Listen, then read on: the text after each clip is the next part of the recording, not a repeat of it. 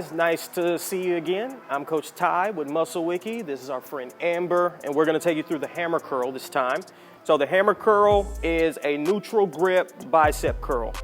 But when you have a neutral grip, and I'll go into a little more detail on the anatomy of this and how that part works, but when you have a neutral grip or a reverse grip, you're going to train the long head of your biceps, which is on the lateral or the outside of your biceps. You have the long head on the outside and the short head on the inside.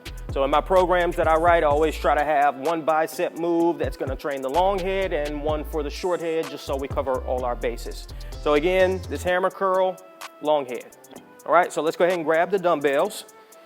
And you want to start with your dumbbells to the side, and like I say in many of our exercises, Superman or Superwoman chest, show that logo or favorite band, favorite movie, whatever it might be, off. So pull the shoulder blades back, stand tall, and then from there we're going to start to flex the elbows. Yep, so let's go maybe 8 reps of these. So you want to try to keep your upper arm glued in at your side. You don't want to let your upper arm track forward or backward. You want to keep it even with your torso here. We also want to make sure we're not swinging and that we're staying upright. We want to make the biceps do all the work and not let physics or momentum come into play at all. So again, keep it super strict, right? Feet rooted to the floor. Make sure you don't start swinging and letting your heels come off the ground either, okay? You know how many that is? Lost count, okay. Let's do 2 more, last 2.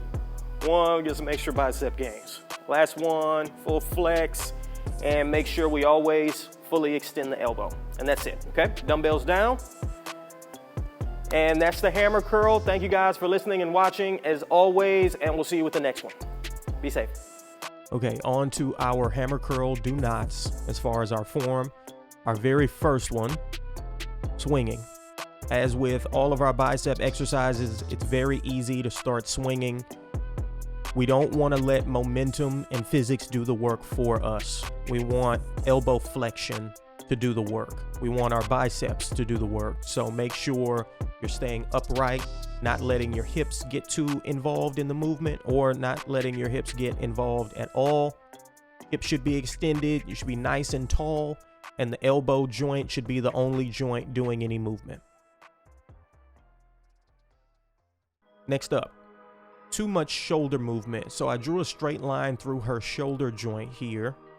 And essentially, you don't want the upper arm moving back and forth past that line. You want a straight line at the upper arm because that means that all the movement is happening at the elbow joint and not at the shoulder joint.